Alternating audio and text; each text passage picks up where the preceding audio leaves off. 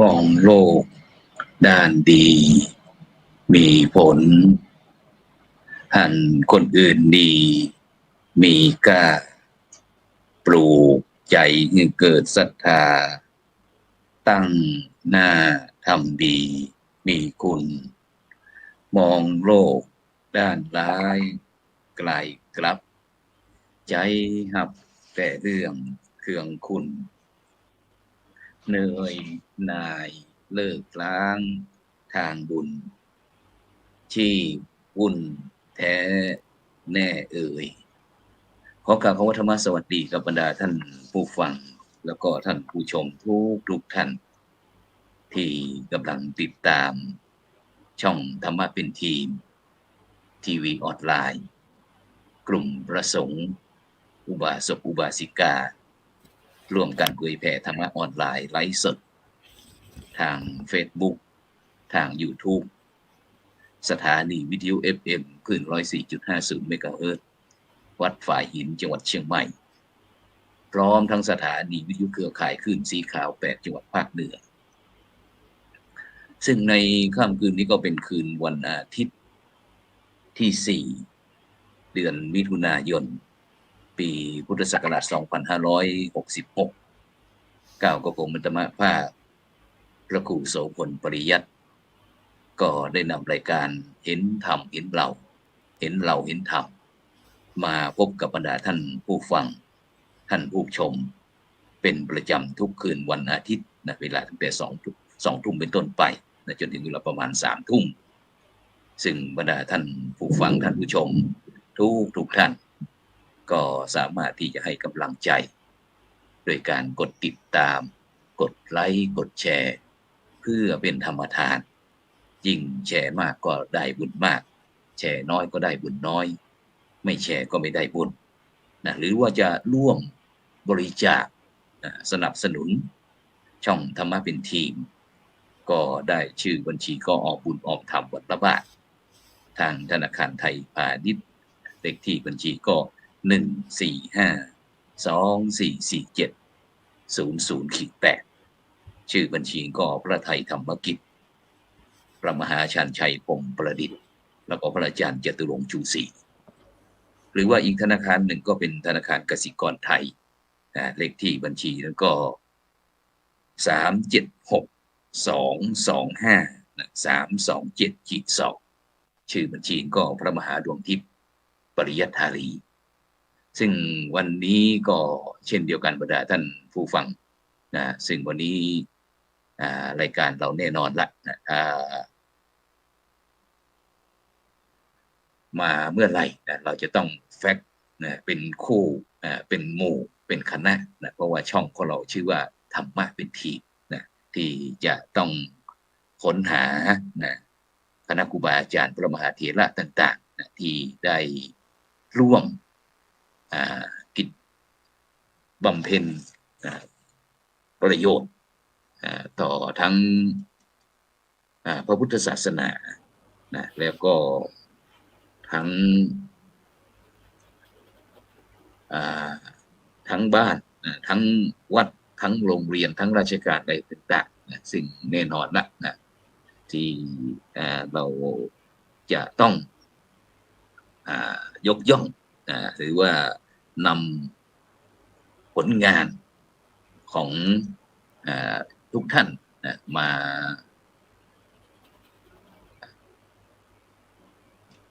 าให้กับบรรดาท่านผู้ฟังท่านผู้ชมนะได้ร่วมอนุโมทนานะเพื่อที่ได้มีโอกาสก็จะได้ไปร่วมบุญร่วมกุศลนะกับท่านทั้งหลายเหล่านั้นนะซึ่งโดยเฉพาะในวันนี้นะก็ได้รับความเมตตานะซึ่งวันก่อนนั้นเราก็มีการจัดกิจกรรมนะเกี่ยวกับ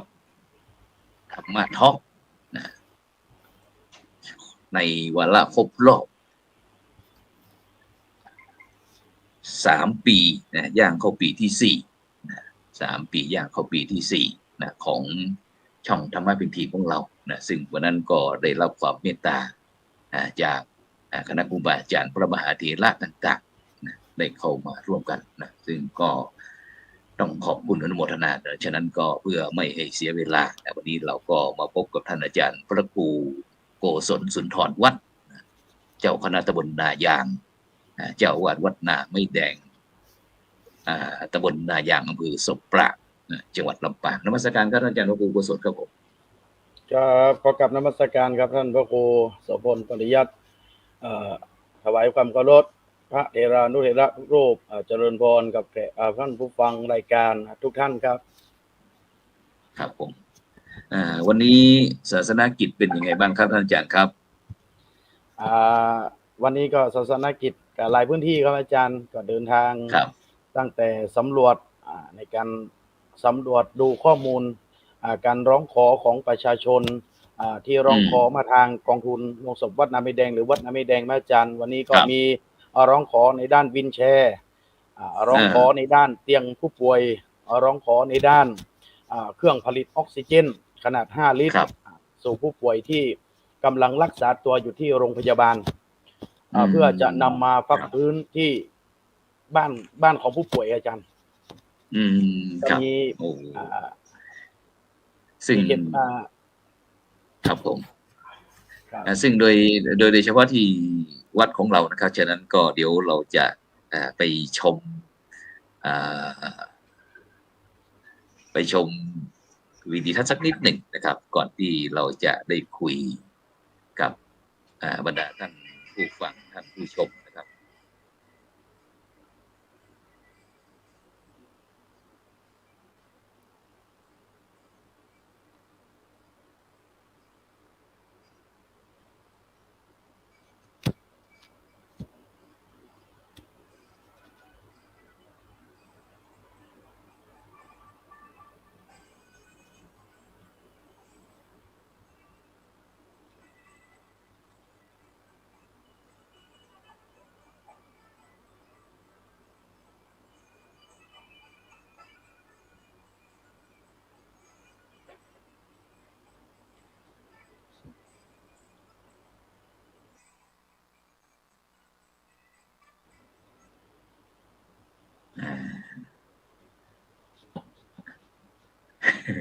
เป็นยังไงบ้างครับอาจารย์ครับนี่เป็นกิจกรรมที่วัดนาไม้แดงนะครับของเรานะครับซึ่งก็ถือว่าเป็นสถานที่จุดอะไรนะครับกองทุนลงศพนะครับวัดนาไม้แดงนะครับแล้วก็สมาคมกู้ภัยลำปางจุดศพปราบด้วยนะครับฉะนั้นตรงนี้แน่นอนนะครับเป็นมีความเป็นไปเป็นมายังไงครับอาจารย์ในปัจจุบันนี้อย่างการช่วยเหลือนะครับ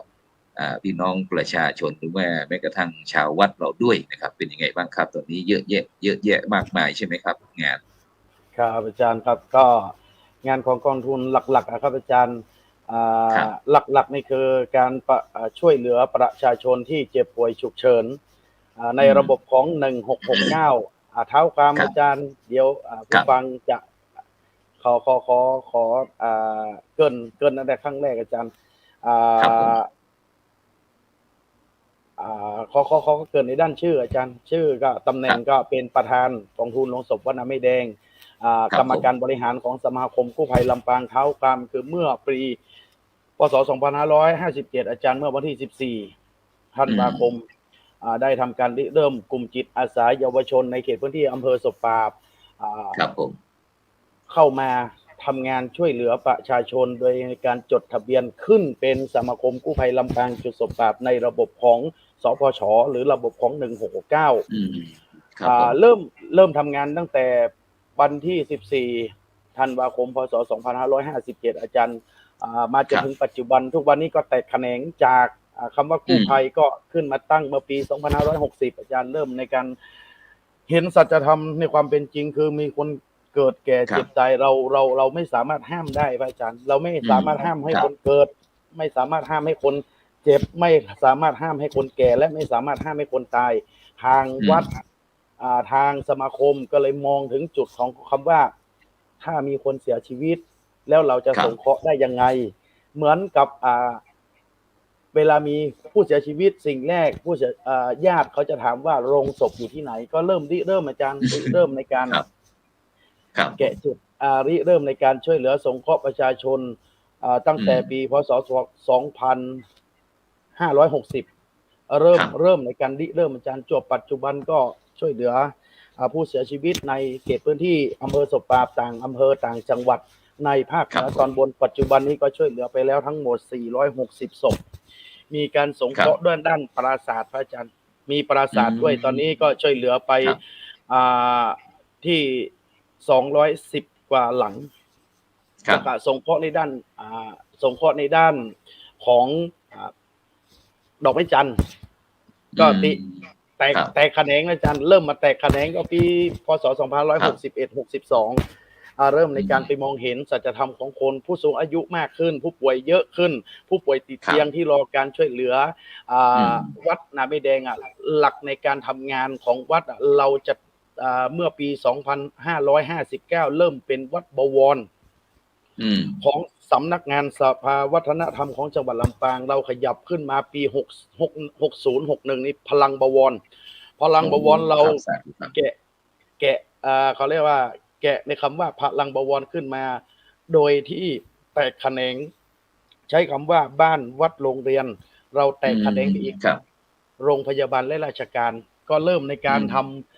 โครงการปันน้ำใจพระอ้อมแพมเพิร์สสู่ผู้ป่วยติดเตียงตั้งแต่ปีพศ2561นี่เริ่มอาจารย์แต่ก็ยังไม่ได้เอาจริงจัง62นี่เริ่มในการดูแลช่วยเหลือทีแรกก็ในเขตพื้นที่ตำบลนายางมี10หมู่บ้านเริ่มครั้งแรกนี่ประมาณ20กว่ารายอาจารย์ปัจจุบันนี้ก็ดูแลในอำเภอศพปราบทั้ง46หมู่บ้าน4ตำบลทั้งหมดก็เดือนละ95-96รายครับผม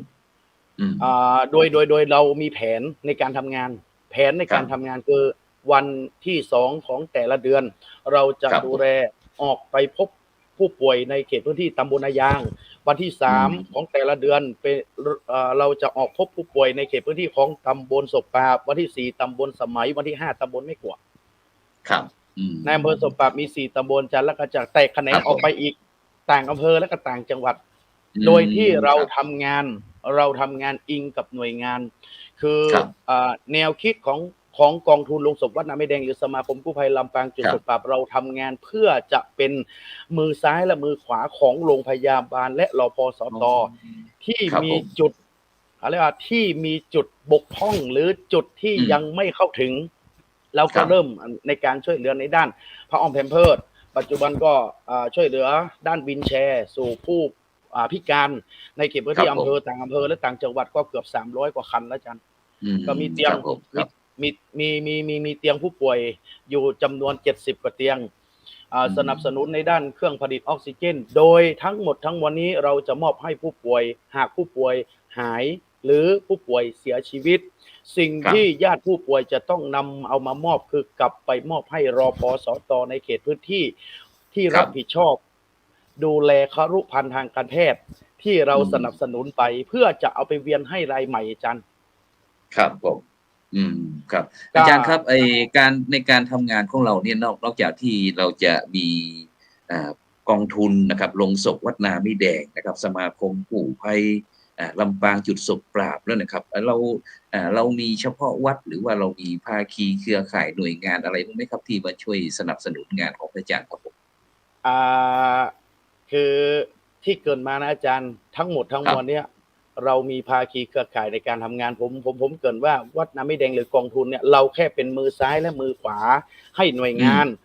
ทางโรงพยาบาลรพสตทางกิ่งกาชาติอำเภอทั้งพมทั้ง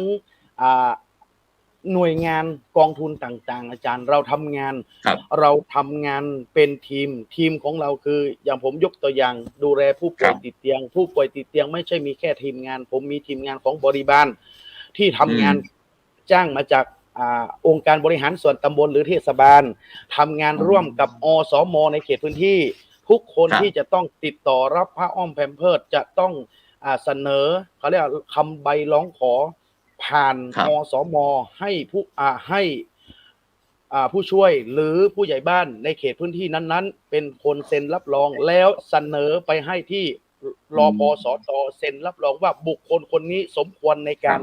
ได้ใช้ผ้าอ้อมแพมเพิร์สครับผมเราทำงานเป็นระบบอาจารย์ครับผมครับซึ่งก็มีทั้งรพสตแล้วก็อสมในหมู่บ้านในตำบลในใช่ครับก็มีส่วนร่วมแนวคิดของกองทุนคือมังกรต่างถิ่นสู้งูดินไม่ได้อาจารย์ช่วยขยายหน่อยมังกรต่างถิ่นสู้งูดินไม่ได้ช่วยขยายหน่อยยกตัวอย่างอย่างผมดูแลในเขตพื้นที่บ้านนาไม่แดงหรือตำบลนายางผมก็ไม่สามารถที่จะไปรู้ในข้อมูลของตำบลศพปราบและตำบลสมัยหรือตำบลแม่กวกเราใช้เขาเรียกว่ามังกรต่างถิ่นนี่เปรียบเสมือนผมเนี่ยมังกรงูดินนี่คือพื้นที่รากหญ้าในหมู่บ้านนั้นหนึ่งในนั้นคือจิตอาสาและอสมและผู้ใหญ่บ้านผู้ช่วยสอบตนี่คือทีมงานและเป็นงูดินที่จะต้องเป็นกลไกในการขับเคลื่อนงานทั้งหมดทั้งมวลนี้ให้เป็นไปแล้วให้ไปถึงมือผู้ป่วยที่ต้องการจะได้รับของจริงๆครับผมไม่ได้ทำงานเฉพาะด้านหน่วยงานผมจะมีเขาเรียกว่าโครงการของเยาวชนจิตอาสาของโรงเรียนศพปราบพิทยาคมคือต้นกล้าเยาวชนต้นกล้าเด็กทุกคนจะอยู่ในพื้นที่46หมู่บ้านเราสามารถดึงเยาวชนเหล่านี้อย่างผมจะยกตัวอย่างว่ามีการร้องขอมาจากหมู่บ้านนี้ผมจะให้ทีมงานของเยาวชนเนี่ยเข้าไปสำรวจดูแลว่าครอบครัวนี้ต้องการอะไรครอบครัวนี้เขาด้อยในด้านไหนเราไม่ได้ดูแลแค่ผ้าอ้อมแพมเพิร์สแต่เรามีโครงการสนับสนุนเครื่องอุปโภคบริโภคด้วยข้าวสารอาหารแห้งสู่ด้อยโอกาสในอำเภอศพปราบปัจจุบันนี้ดูแลทั้งหมด12ครอบครัวแล้วก็จะมีแตกแขนงออกไปที่อำเภอแม่ทะที่อำเภอเถินที่อำเภอเสริมงามที่อำเภอแจ้ห่มอาจารย์ครับผมครับฉะนั้นอย่างที่ได้ยินอาจารย์เป็นรับภาระมากเลยครับเพราะว่าแน่นอนละกิจกรรมอะไรต่างๆก็จะต้องมีค่าใช้จ่ายหรือว่าจะต้องมีทุนอะไรมานะครับแต่ส่วนมากถ้าสิ่งของอะไรต่างๆก็อาจารย์เพิ่มบ้างเครื่องอุปโภคบริโภคบ้างอะไรเอามาจากที่ไหนครับอาจารย์ครับผมพลิกวิกฤตครับอาจารย์คือหนึ่งปัจจัยทั้งหมดที่เอามาสร้างตั้งแต่กู้ภัยยันกองทุนลงศพที่สนับสนุนทุกครั้งไม่ได้มีการสนับสนุนจากงบประมาณหน่วยงานแต่เราใช้คำว่าศรัทธาที่เราทำให้ประจักษ์ชัดเจนครับที่ประจักษ์และชัดเจนเป็นตัวชี้วัดทุกวันนี้ผมยกตัวอย่างการทำบุญของวัดน้ำไม่แดงศรัทธาไม่ได้จับสังฆทานเข้าวัดแต่ศรัทธาน่ะสามารถจับข้าวสารที่ชาวบ้านทำข้าวแต่ข้าวไม่มีราคาเวลามาทำบุญเนี่ยไม่ต้องจับสังฆทานมาเอาข้าวสารมาทำบุญวันเกิดคนละ1 ถัง 2 ถัง 3 ถังข้าวพวกนี้จะเอาไปสู่คนด้อยโอกาสแล้วอีกอย่างหนึ่งประการหนึ่งด้านข้าวสารอาหารแห้งเนี่ยทางวัดเราจะมีการทำบุญตักบาตรเดือนละ4 ครั้ง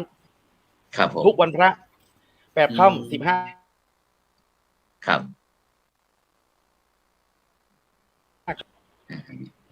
รับผมข้าวสารทั้งหมดทั้งมวลนี้เราจะมีทีมงานในการเก็บรวบรวมอาจารย์ใกล้ถึงสิ้นเดือนปุ๊บผมจะมีกลุ่มของผู้สูงอายุที่มาอยู่ที่วัดเพราะทางวัดจะมีโครงการผู้สูงอายุอยู่วัดคือเอามาสร้างดอกไม้จันทร์ทุกวัน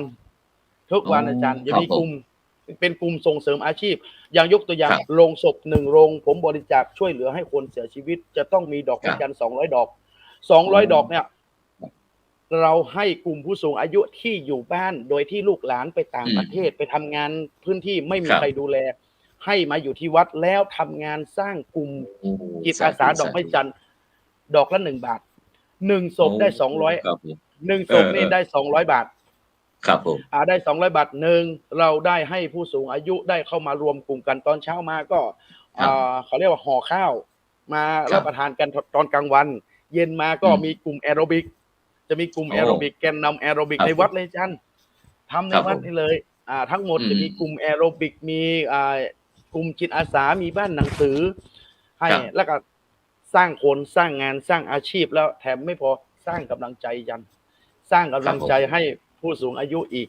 นี่คือวัตถุประสงค์อาจารย์นี่คือด้านข้าวสารอาหารแห้งและเครื่องอุปโภคบริโภคด้านผ้าอ้อมแพมเพิร์สผม พลิกวิกฤตว่าการทำบุญอ่ะไม่ใช่ถือสังฆทานมาที่วัดเราทำบุญได้ทุกอย่างอย่างกรณียกตัวอย่างมีศรัทธาที่มีผู้ป่วยที่เสียชีวิตเขามีวีลแชร์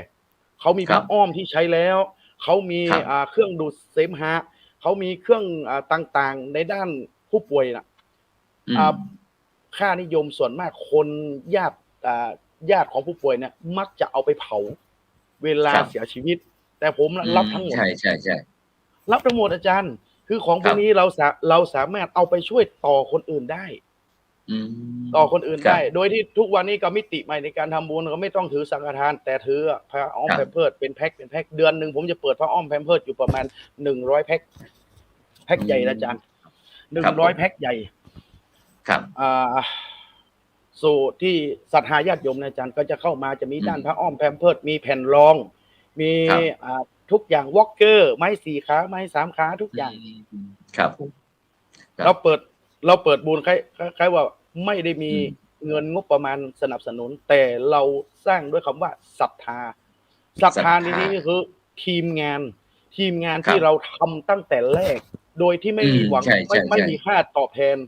แล้วทำให้ประจักษ์ชัดเจนมีช่องทาง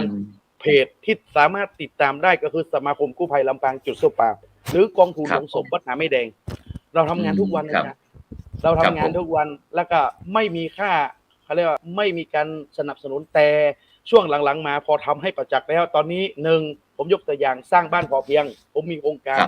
1 ปีสร้างบ้าน1 หลังมอบให้1 ครอบครัวครับผมการสร้างบ้านผม1ตอนนี้ผมได้รับการสนับสนุนจากกองทุนสวัสดิการออมบุญวันละบาทตำบลนายางเวลาผมจะไปสร้างบ้านในเขตพื้นที่ตำบลนายางนี่สนับสนุนเลยหลังละ 24,000 บาทโอ้ครับแต่แจ๋วเลยครับแล้วทีนี้ติดใจตรงข้องใจตรงที่ว่ามูลนิธิประธานกองทุนลงศพวัดนาไม่แดงนะครับเราเอาลง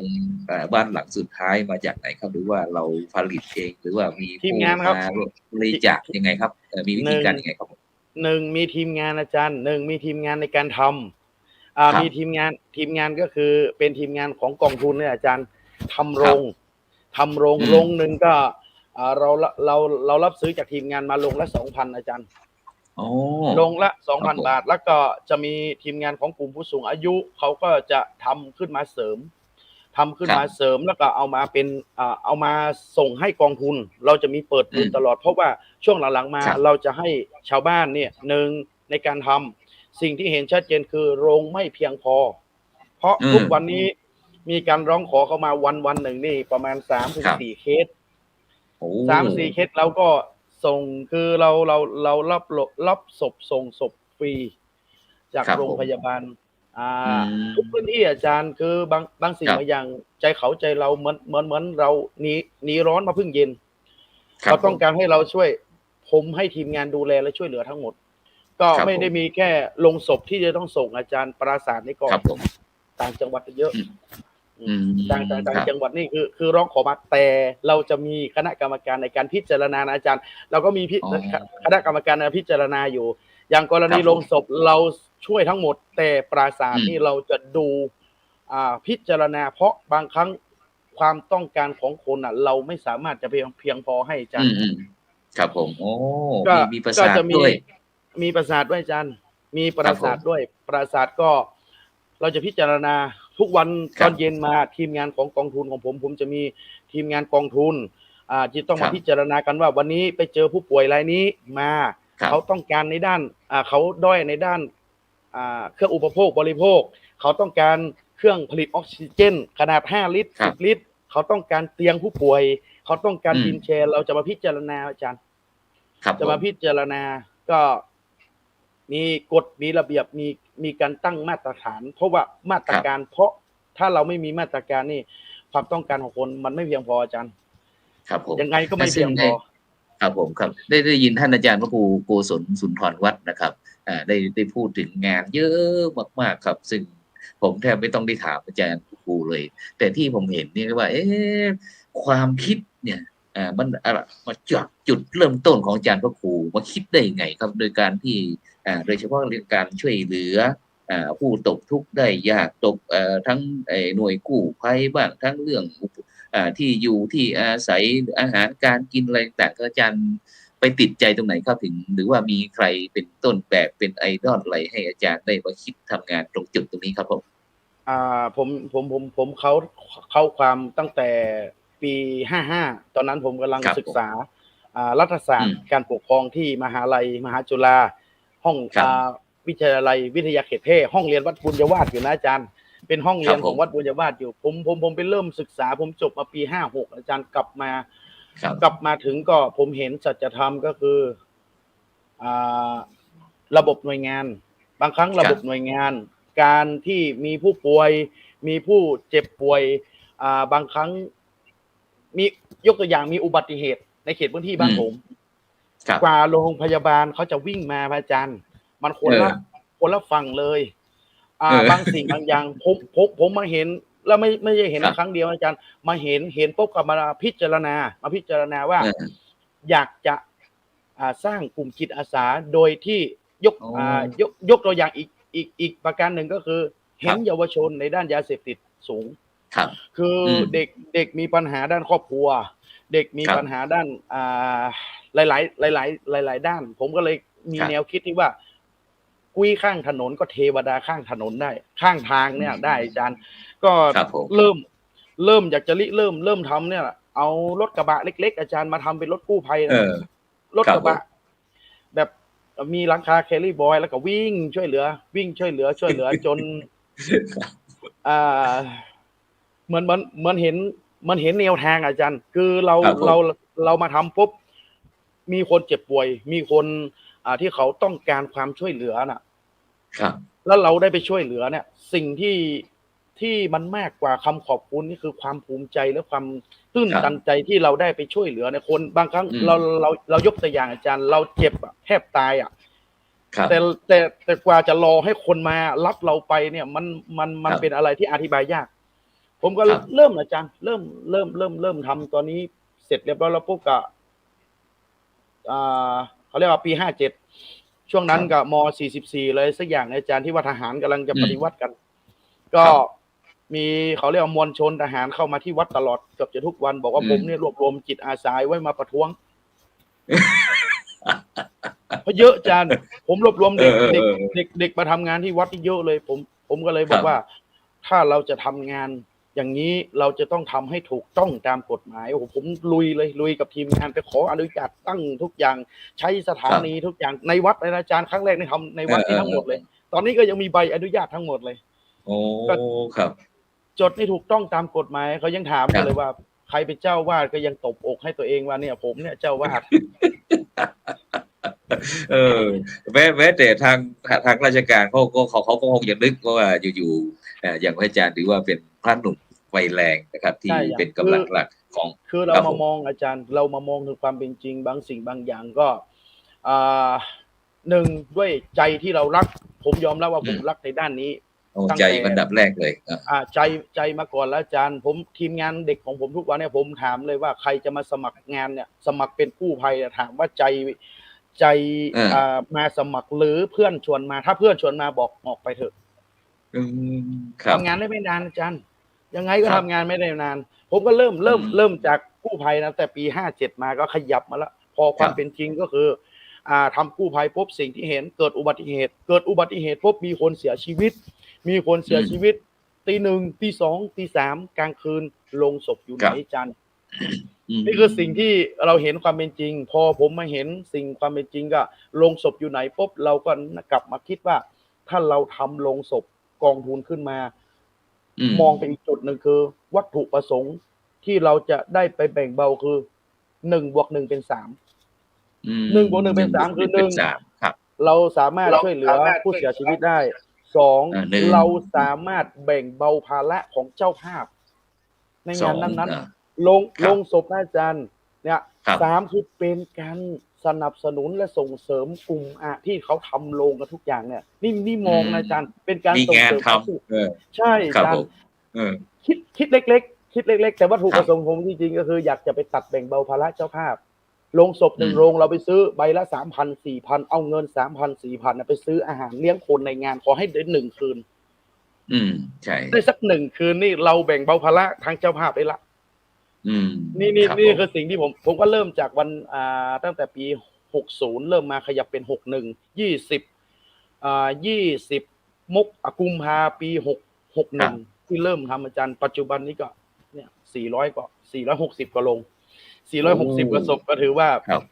เยอะพอสมควรแล้วก็ขยับมาพอทำลงศพเรียบร้อยแล้วปุ๊บสิ่งที่เห็นลงศพเรียบร้อยแล้วสิ่งที่เห็นก็คือ1เวลามีคนเสียชีวิตลงศพแล้วดอกไม้จันทร์อยู่ไหนจัน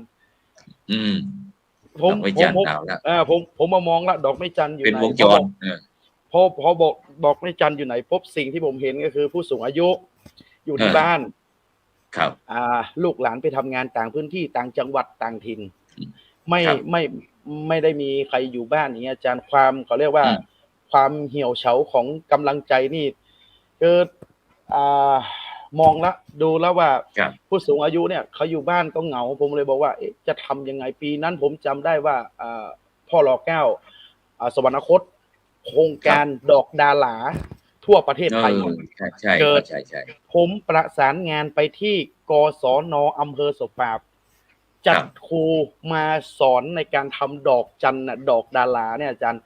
ให้กับกลุ่มผู้สูงอายุแล้วก็แตกแขนงจากดอกดาหลานี่กลายเป็นดอกไม้จันทร์ส่งเสริมอาชีพของผู้สูงอายุตั้งแต่วันนั้นจนถึงตอนนี้อาจารย์ก็ผลิตยังไม่ทันเหมือนกันเพราะบางครั้งนี่จากกลุ่มเล็กๆที่มีประมาณสัก 4-5 คนตอนนี้เอาผมกระจายนี่แตกแขนงออกไปโรงเรียนด้วยมีโรงเรียนเข้ามาทำกับโรงเรียนนักเรียนใช่ไหมครับใช่อาจารย์โรงเรียนชุมชนบ้านทุ่งมีคณะครูนำนักเรียนมาเรียนทำดอกไม้จันทร์แล้วผมให้แนวคิดว่าต่อจากนี้ไปให้คณะครูเนี่ยเอานักเรียนไปทำดอกไม้จันทร์ไว้เป็นสต็อกที่โรงเรียนชุมชนบ้านทุ่งอย่างหมู่บ้านบ้านทุ่งมี4 หมู่บ้านถ้ามีคนเสียชีวิตให้มาซื้อดอกจันทร์ของเด็กสนับสนุนทุนการศึกษาหรืออาหารกลางวันยังไปได้อีกยังไปอีกผมเพราะทีมงานแนวคิดของทีมงานผมจะคิดตลอดว่าเราส่งเสริมในการทำกิจกรรมส่งเสริมอาชีพแต่ต้องดูการตลาดยกตัวอย่างทำไม้กวาดยกตัวอย่างทำไม้กวาดแต่ไม่มีการตลาดก็พิงข้างฝาใช่อาจารย์ผมจะมองแนวคิดอย่างนี้ก็พิงข้างฝาแต่ถ้าเรามีการตลาดซะ1เห็นละได้ขายปุ๊บได้ขายได้ทุกอย่างสิ่งที่เห็นก็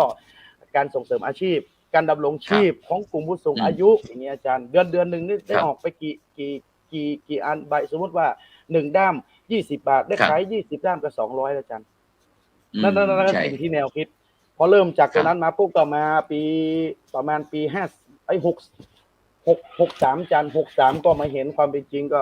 ในด้านปราสาทเพราะว่างานศพในทางภาคเหนือน่ะจะมีค่าใช้จ่ายที่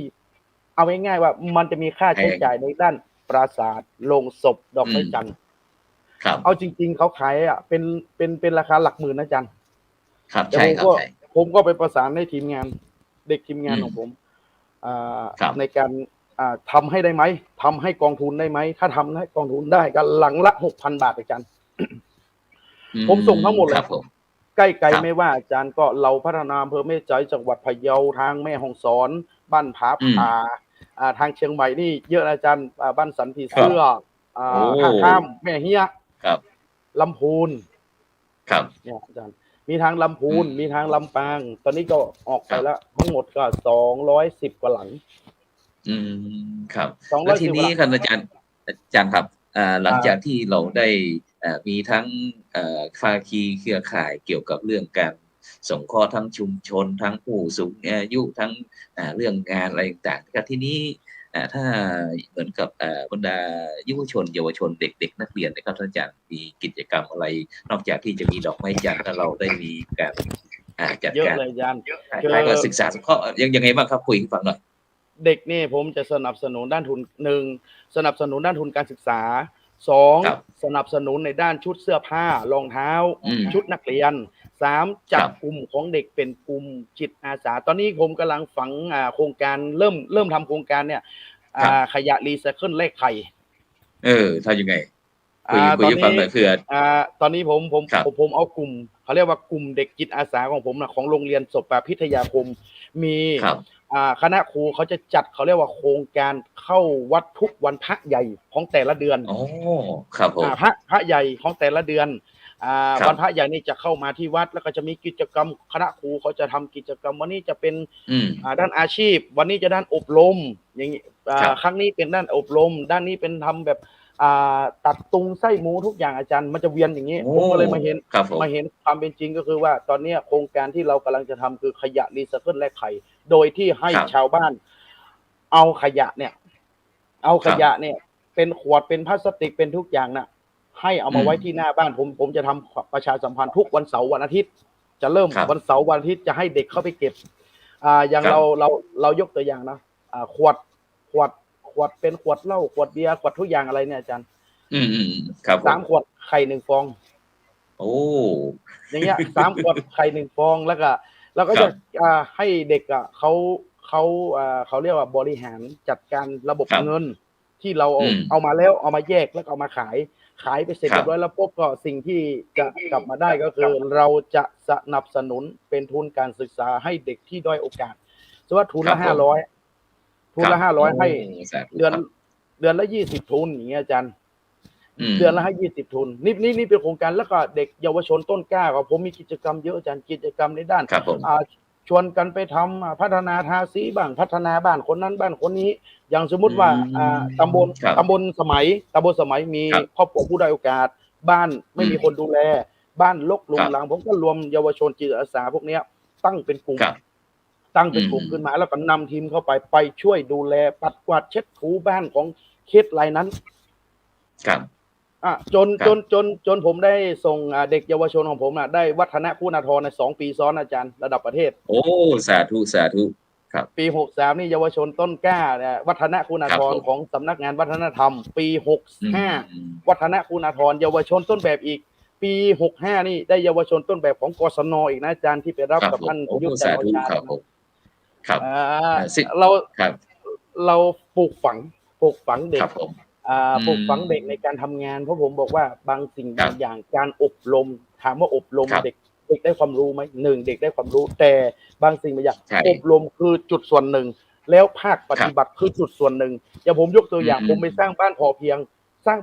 หนึ่งในนั้นคือเยาวชนพวกนี้แหละอาจารย์นักเรียน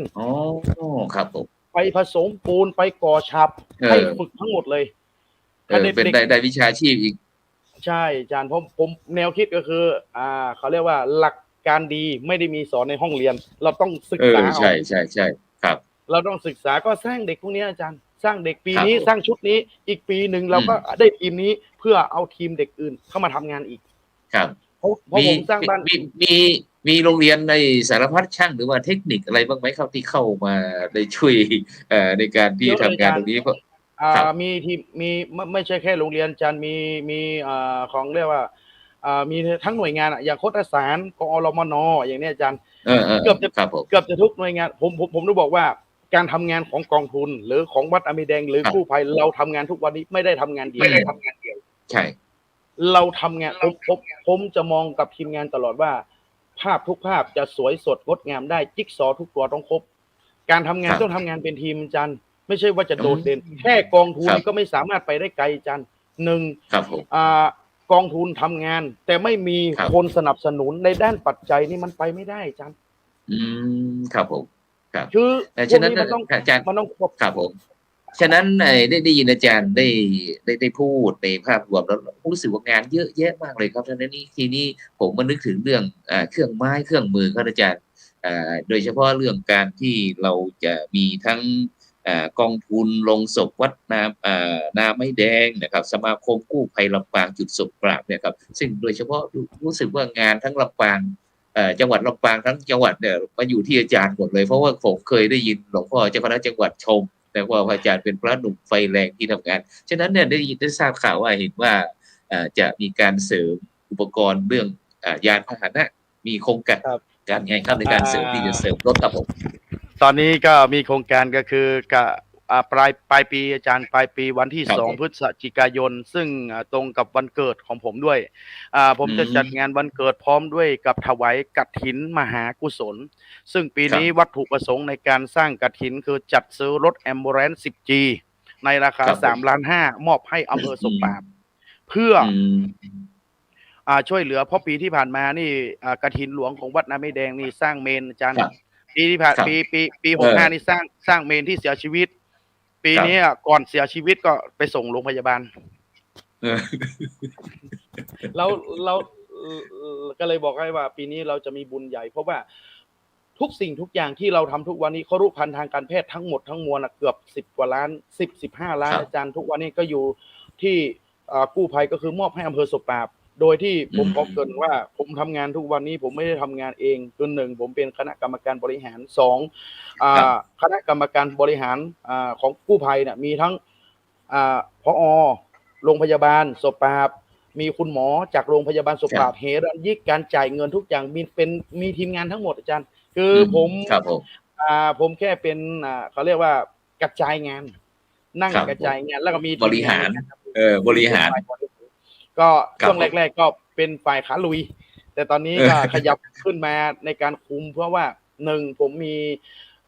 คำถามที่ทีมงานและก็ลูกศิษย์เยอะมากที่พยายามถามผมว่าถ้าวันใดวันไหนวันหนึ่งพระอาจารย์เกิดเป็นอะไรขึ้นมาใครจะสารงานต่อนี่คือสิ่งที่ผมต้องเอามานั่งคิดแล้วก็ต้องกระจายงานทั้งหมดครับคือของแบบนี้เราต้องมองการไกลเพราะผมทำงานทุกวันนี้กับทีมงานผมต้องบอกว่าการทำโครงการน่ะใครก็ทำได้แต่ทำให้มันยั่งยืนนั่นคือสิ่งที่เราต้องคิดนั่นคือสิ่งที่เราต้องคิดผมก็พยายามแตกแขนงอาจารย์ทุกวันนี้ผมอย่างพระอ้อมแพมเพิร์สทางวัดสนับสนุนพระอ้อมแพมเพิร์สแต่ช่วงหลังๆมาก็ให้รพสตนำไปอย่างตำบลนายางก็ผู้อำนวยการรพสตนายางนำทีมอสมจิตอาสาลงพื้นที่อย่างในอำเภอศพอย่างในตัวอำเภอศพปราบเป็นตัวเทศบาลก็เรียกว่าโรงพยาบาลอยู่ทีมปฐมภูมิทีมโรงพยาบาลทีมกลุ่มเวชของโรงพยาบาลลงดูผู้ป่วยเลยอาจารย์เราให้หน่วยงานลงมันมีผลเยอะโรงพยาบาลลงได้ตรวจเช็คผู้ป่วยของเราทุกประการมีแผลกดทับไหมมีความดันไหมมีเบาหวานไหมช่วงนี้เป็นรับประทานอาหารนี่คือสิ่งที่ผมถึงบอกว่า1 + 1 เป็น 3อ๋อครับผมครับเราทำงานข้ามมิตินะอาจารย์เหมือนทำงานให้มันข้ามมิติแล้วก็ผมถึงบอกว่าทุกอย่างที่ทีมงานทำน่ะเราจะมองถึงว่าผลพลอยได้ปลายทางใครเป็นคนได้รับมองแค่จุดนี้อาจารย์แต่เราสามารถทำงานเป็นทีมเนี่ยทำงานกับหน่วยงานทุกมันมีทั้งพม.มีทั้งกศน.นะอาจารย์มีไม่ใช่แค่ในโรงเรียนนะมีกศน.มีสภาวัฒนธรรมตำบลอย่างสภาวัฒนธรรมตำบลและตำบลเนี่ยเราจะมีพิจารณาอย่างผู้ป่วยนี่เราจะอิงไปที่กองทุนสวัสดิการบุญวันละบาทอย่างตำบลนายางนี่บุญวันละบาทเนี่ยนอนโรงพยาบาลยังได้วันคืนละ100อาจารย์นี่คือสิ่งที่นี่คือสิ่งที่เรามิติใหม่ก็ทำให้วัดของเราในกล่าสุดนี่ก็เมื่อวันที่2ที่ผ่านมาก็2มิถุนายนที่ผ่านมานี่ก็ทีมงานกรมอนามัยที่1พร้อมกับสทจ.จังหวัดลำปางและสาธารณสุขอำเภอศพปราบและโรงพยาบาลก็มามอบโล่เกียรติบัตรวัดส่งเสริมสุขภาพดีเด่นของจังหวัดลำปางปี66ก็วัดนาไม่แดงเพิ่งได้จันเพิ่งได้ตอนนี้ก็ตอนนี้ก็เราก็ทำงานเป็นระดับจังหวัดทำเป็นตัวแทนจังหวัดแล้วนะครับนี่คือผลผลิตที่แน่นอนแล้วเพราะว่าหลังจากที่อาจารย์ได้สั่งส่งนะครับหัวใจพระโพธิสัตว์นะครับในการทำการช่วยเหลือนะครับมนุษย์ต่างๆที่ทำให้เขาสามารถที่จะมีความสุขตามอัตภาพหรือว่ามีความสุขที่ยั่งยืนมากยิ่งขึ้นนะครับซึ่งแน่นอนนะครับตอนนี้อาจารย์ได้ปลูกผลไม้รากไม้อะไรต่างๆครับตอนนี้ก็ได้รดน้ำพรวนดินอะไรต่างๆล้อมรั้วอะไรเรียบร้อยหมดแล้วครับตอนนี้ก็หลายท่านหลายคนก็ได้รับอานิสงส์แน่นอนนะครับตอนนี้ก็จะมีหน่วยงานต่างๆเข้ามาศึกษานะครับโดยเฉพาะอย่างที่อาจารย์ได้พูดเมื่อกี้นะครับว่าทางกรมอนามัยที่1จังหวัดเชียงใหม่ใช่ไหมครับ จังหวัดเชียงใหม่ใช่ครับร่วมกับสสจจังหวัดลำปางของเราก็ได้มีการประเมินให้วัดนาไม่แดงนะไม่นะครับเป็นวัดส่งเสริมสุขภาพดีเด่นระดับจังหวัดนะครับฉะนั้นในนอกจากนี้นะครับอาจารย์ครับสมมุติว่าถ้ามีหน่วยงานนะครับที่มีความสนใจอยากจะยังหรือว่าคณะครูบาอาจารย์วัดนั้นวัดนี้นะครับอยากจะมาศึกษาวิธีการบริหารการจัดการที่วัดนาไม่แดงของเราโดยเฉพาะเป็นที่สำนักงานเจ้าคณะตำบลนายางด้วยนะครับประธานกองทุนลงศพด้วยนะครับแล้วก็สมาคมกู้ภัยด้วยก็อาจารย์มีพอเกิความนเกินคยิรับนดีไหมอาจารย์พอเกินอาจารย์ตอนนี้ก็มีหลายหน่วยงานเข้ามาศึกษาดูงานอาจารย์ล่านะครับผสุดมว่าแน่นี่นอนนะล่าสุดนี่ก็ไม่ได้ศึกษาดูงานธรรมดาอาจารย์มาทำงานวิคจัยรับบทบาทหน้าที่พระสงฆ์ต่องานกู้ชีพกู้ภัยของอ่ามจรมหาจุฬาอาจารย์ระดับกรุงเทพครับดรชยนินทร์ละมาปิอืดโครงการวิมจัยแล้วนะอาจารย์โอ้มาละ3 ครั้งมาละ3 รครับอบเมื่อปี65แล้วอาจารย์มีมาปี64 65อืมปิดไปละตอนนี้ปิดวิจัยครับชุดนี้ไปแล้วอาจารย์ก็อืมมีหน่วยงานมีครับจากราชภัฏลำปางที่ครับติดต่อมาเพราะว่าเราดูแลแต่ส่วนมากนี่สิ่งที่อ่าหน่วยงานเขามองแล้วก็เพ่งเล็งที่สุดคือการดูแลผู้อืป่วยมเพราะผมมีครับเขาเรียกว่าตั้งแต่ผมดูแลผู้ป่วยติดเตียงมาตั้งแต่ปี61ตอนนี้มาก็4ครับปีแล้วอาจารย์ผู้ป่วยในครับระบบทั้งหมด570กว่าราย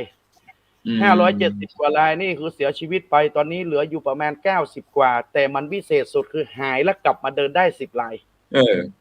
โอ้สาคือธุเลยครับผมหายแล้วกลับมาเดินได้10รายตอนนี้มีนักข่าวมีทีวีช่องทีวีมาทำข่าวอาจารย์อืมครับมาทำข่าวผมก็เลยบอกให้กับทีมงานแล้วก็รายการที่เข้ามาทำผมบอกว่าทุกวันนี้ยาดีไม่ได้อยู่ที่โรงพยาบาลแต่ยาดีอืมคือการสร้างกำลังใจอาจารย์คืออืผมแนวคิดของผมมผมจะต้องไปพบเจอผู้ป่วยทุกเดือนหนึ่งในนั้นครับผมผู้ป่วยติดเตียงยกตัวอย่างว่าผู้ป่วยติดเตียงเขารอความตายอาจารย์ไม่ช้าอืก็เร็วมเราไม่ได้หมายความแช่ง ว่าหมดที่พึ่งแล้วไม่รู้จะพึ่งใช่อะไรแล้วอาจารย์อืมสิ่งที่อ่าคนชอบมองข้ามแต่เรากลับอืมมาคิดคือหครับนึ่งเดือนเขาได้เห็นพระละ1 ครั้งละอ๋อมีพระเข้าไปครับผมมีหน่วยอืมงานเข้าไปแล้วก็ครับมีหลายๆด้านเข้าไปปุ๊บสิ่งที่เห็นชัดเจนคือกำลังใจแล้วอืมสิ่งที่เราทำทุกวันนี้ผมยกครับตัวอย่างว่าเราไม่ได้ดูแลแค่ผู้ป่วยแต่เราอยากจะไปสร้างกำลังใจให้กับเราที่ดูแลผู้ป่วย นั่นอืมคือสิ่งที่ต้องเยียวยา นั่นคือสิ่งคที่รับต้องเยียวยาเพราะผู้ดูแลผู้ป่วยเขาจะไม่มีเวลาแม้แต่จะกินข้าวก็ยังไม่ได้กินแม้จะไปทำงานก็ยังพะวะพะวงที่จะต้องอืมมาดูแลว่าใครจะมาเปลี่ยนผ้าอ้อมผ้าอ้อมจะเต็มไหมจะเกิดแผลกดทับไหมอืมของผู้ป่วยรายนั้นๆอย่างเงี้ยอาจารย์คก็รับใช่ผมก็วางโครงการที่ตอนนี้เขาเรียกว่าพัฒนาชุมชนเขากำลังมาเล็งอืมผมมีโครงการคืออ่าปักผ้าผมให้ครับทีมงานน่ะไปรับผ้ามาปักอืมนี่รับมาเอามาปักตัว50 บาทมันจะเป็นปักแบบส่งเวียดนามอาจารย์อ๋อกลุ่มปักผ้าครับผมอืมกลุ่มปักผ้าเมื่อ3 ปีก่อนผมเริ่มให้ทีมงานทำตอนนี้ก็กระจายให้กับเหล่าผู้ดูแลผู้ป่วยในอำเภอศพอืมปราบตอนนี้ครับผมก็กระจายไป3 ตำบลแล้วอาจารย์เราให้เลยให้คนที่ดูแลครับผู้ป่วยหนึ่งคุณไม่ได้มีเวลาคุณไม่ได้ว่างแน่นอนคุณมีอาชีพเสริมเราจะให้อืมอ่าผู้ป่วย10 ตัวก็500อาจารย์ตัวละ50ใช่คก็จะรับใช่มีทุน500แล้วอย่างเงี้ยแล้วก็อีกอย่างหนึ่งผู้ป่วยจะได้เขาเรียกว่ามีกำลังใจเพราะบางคนที่เราออกไปผู้ป่วยเนี่ยเขาจะเกริ่นให้ดูว่าท้อกับชีวิตอย่างนั้นอย่างนี้มาอาจารย์คนป่วยอืมนี่ไม่เท่าไหร่นะอาจารย์ครับคนป่วยนี่จะไม่เท่าไหร่แต่เออสิ่งที่แต่อ่าที่ที่เราเห็นแล้วก็เราไปสัมผัสได้คือผู้ที่ดูแลผู้ป่วยใช่ครับใช่ๆอืมนั่นคือสิ่งที่เราบางครั้งต้องเยียวยาครับ อ๋อครับอย่างฉะนั้นนอกจากที่เราจะดูแลไอ้ผู้ป่วยแล้วนะครับก็ต้องดูญาติของผู้ป่วยด้วยนะครับในฐานะที่เป็นตัวแทนของเราก็ได้ไม่ใช่ว่าจะทั้งเรื่องความเป็นเพราะ อยู่เรื่องอาหารการกินอะไรต้องพร้อมใช่ใช่ไหมครับอาจารย์แล้วก็เราครับผมจะมีทีมเขาเรียกว่าเราของทีมงานของผมจะมีทีมกายภาพบำบัดสมมคติรับว่าอย่างกรณีเคสตำบลนายางตอนนี้อืมเคสรายนี้มีเขาที่จะกลับมาเดินได้เราครับจัดสรรเลยไปทำราวในการเดิน อืมทำที่กายภาพบำบัดที่ดึงออกกำลังกายมือออกกำลังกายเท้าครับแล้วก็ให้ทีมงานเข้าไปประคบลูกเขาเรียกว่ากายภาพบำบัดนวดอาจารย์นวดอืด้วยมทุกครับครับอย่างด้วยอาทิตย์ละ2 ครั้งก็อืมทำให้ผู้ป่วยล่ะจากที่ติดเตียงมา2 ปี3 ปีกครับลับมาเดินได้อาจารย์กลับมาโอ้เดินได้กลับสาธุมาใช้สาธุชีวิตประจำตัวประจำวันได้เราก็คือทีมงานภูมิใจอาจารย์เราครับผมช่วยมาคือเสียชีวิตเป็นพันเราไม่ว่าแต่หายแล้วกลับอืมมาเดินได้นั่นคือสิ่งที่ขอบคุณคล้ำค่าเป็นคำขอบคุณของทีมงานที่เหนื่อยเพใช่ราะเพราะว่าโอ้อย่างผมจะมีทีมงานออกพื้นที่เดือนหนึ่งครับผมไม่ใช่ได้ออก1 ครั้งแต่ทีมงานผมจะคให้รับทีมงานเข้าไปดูแลอย่างกรณีเคสผู้ป่วยรายนี้เป็นแผลกดทับผมให้เวลา1 เดือนเราสนับสนุนสอนอืมญาติล้างแผลน้ำเกลืออืที่มที่นอนลมรังผึ้งอืมต้องหาย1 เดือนนี่คือเคสนี้ต้องหายครับอืมหาครับยปุ๊บเสร็จแล้วฉะนั้น แล้วปุ๊บเราก็เก็บของครับผมครับฉะนั้นอาจารย์สบายใจได้ตอนนี้เพราะว่ามีมหาวิทยาลัยมหาจุฬาลงกรณราชวิทยาลัยนะครับได้มีการทำวิจัยนอกจากที่อาจารย์จะถ่ายทอดนะครับประสบการณ์อะไรต่างให้กับคณะครูบาอาจารย์ที่นักวิจัยต่างต่อไปนี้นอกจากที่เราจะมาเรียนที่บ้านวัดป่านาไม่แดงแล้วนะครับต่อไปนี้เราก็คือว่าเรามีเป็นวิชาการที่มารองรับด้วยนะครับฉะนั้นเห็นอาจารย์ทำงานเยอะแยะมากมายหมดเลยครับจนเราจะเวลา1 ชั่วโมงไม่พออีกแล้วครับฉะนั้นนะครับอาจารย์เข้าในการทำงานอาจารย์มีตลอดที่ผ่านมาอาจารย์รู้สึกมีความท้อแท้ท้อถอยผิดหวังอยากจะเลิกทำงานตรงนี้บ้างไหมครับผมในฐานะที่เป็นพระสงฆ์องค์เจ้าแล้วนี่ครับครับอาจารย์ขอเกริ่นเลยอาจารย์ถามว่าทุกคนมีความท้อไหมท้ออาจารย์อ่าอืมมันมีปัญหาอย่างผมดูแลอืมอย่างกรณีกู้ภัยเนี่ยตอนนี้ดูเด็กเกือบ100อาจารย์ครับเกือบ100กว่าคนไม่ใช่น้อยครับนะอาจารย์คือเรามีใช่ปัญหาทั้งหมดแต่สิ่งที่ผมสอนทีมงานและศรัทธาญาติโยมมาตลอดว่าครับอ่าการคิดบวกไม่เคยหลอกตัวเองเป็นอืมการสร้างกำลังใจให้ตัวเองอีก ครับผมคิดบวกอืมนี่เราไม่ได้หลอกตัวเองเป็นการสร้างกำลังใจเรายกตัวอย่างอ่เราทำงานมาเหนื่อยลองครับลองมาเจออะไรมากระทบปุ๊บสิ่งที่เห็นก็คือความเหี่ยวเฉาความเครียดอืมโรครุมเร้าทุกอย่างอาจารย์แต่ถ้าเราคิดบวใช่กไปยังไงก็เออเออคล้ายๆเหมือนว่าเป็นบรรทัดฐานให้เราเอื้อมถึงแล้วอีกอย่างหนึ่งเก็บเอาคำดูถูกเก็บเอาคำที่อืมสบประมาทเก็บเอาคำที่เอ่อ เขาเรียกว่าคำพูดผมเจอมาเยอะมากเลยไม่ใช่กิจของสงฆ์ไม่ใช่หน้าที่ของสงฆ์ไม่ใช่อย่างอ๋อนี้ผมก็เลยบอกว่าครับผมสิ่งพวกนี้คือแรงบันดาลใจที่ทำให้เราครับบอกวันหนึ่งจะทำให้ได้แล้ววันหนึ่งเราจะเป็นหนึ่งในสิ่งที่ประชาชนอย่างกรณีเจ็บป่วยฉุกเฉินมีผู้เสียชีวิตครับมีทุกอย่างอะไรก็ช่างคิดถึงวัดครับน้ำไม่แดงหรือกองทุนลงศพวัดน้ำไม่แดงหรือสมาคมอืมกู้ภัยลำปางจุดศพปรับได้นั่นคือสิ่งที่เราประสบความสำเร็จแต่ครับสิ่งที่ผมกลับมามองว่าทุกวันนี้ถามว่าเหนื่อยไหมผมสร้างกำลังใจเองแต่ครับสิ่งที่ผมจะต้องมองทุกวันนี้ทำยังไงให้มันยั่งยืนนี่คืออืสิ่งที่เรามต้องมาคิดกันผมมองครับมองข้ามจุดของคำว่าเหนื่อยไหมท้อไหมมันเกินอืมเกินกว่าที่จะต้องมานั่งคิดแต่ทุกวันนี้โอ้เราจะต้องดูว่ามันเกินเราจะไปแล้วครับใช่เรามันจะผ่านจุดทำยังไงนั้นไปแล้วอืใช่มอาจารย์ๆครับมันข้ามจุดตรงนั้นไปแล้วเราเจออืมทุกรูปแบบคือครับทุกงานจะบอกว่าไม่มีปัญหาแบบสลับสลวยเลยเป็นไปไม่ได้อาจารย์ทุกอย่างมันใช่มีปัญหาอยู่แล้วแต่อยู่ที่ว่าครับเหมือนกับหลักพระพุทธเจ้าบอกว่าปลงปล่อยวางใครปลงก่อนก็สบายก่อนอาจารย์เอบางสิ่งบางอย่างครับสาธุผมครับผมบอกให้ทีมงานบอกว่าคำว่าช่างมันเนี่ยใช้ได้ทุกสเออถานการณ์มันเรื่องโอ้ ของเขาไม่ใช่เรื่องของเราครับผมครับฉะนั้นท่านอาจารย์พระครูโกศลสุนทรวัดนะครับรักษาการเจ้าคณะตำบลนายางนะครับเจ้าวาดวัดนาไม้แดงนะครับประธานกองทุนลงศพวัดนาไม้แดงแล้วก็สมาคมกู้ภัยลำปางจุดศพปราบนะครับซึ่งวันนี้ได้มาถ่ายทอดนะครับประสบการณ์นะครับให้กับบรรดาท่านผู้ฟังท่านผู้ชมนะครับที่ติดตามทางช่องธรรมะเป็นทีวีออนไลน์ของเราแม้กระทั่งที่ติดตามทั้งสถานี UFM คลื่น104.50 เมกะเฮิรตซ์ วัดฝ่ายหินจังหวัดเชียงใหม่นะครับสถานีวิทยุเครือข่ายคลื่นสีขาว8จังหวัดภาคเหนือครับที่รับฟังพวกเรานะครับฉะนั้นก็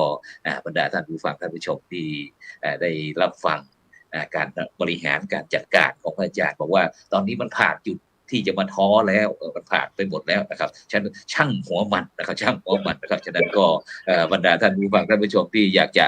ร่วมนะครับบำเพ็ญบุญบำเพ็ญกุศลนะครับพระโพธิสัตว์นะครับกับท่านอาจารย์พระครูโกศลสุนทรวัดนะครับก็เบอร์โทรศัพท์อย่างที่วิ่งด้านล่างนี้เลยนะครับ098749นะครับ3968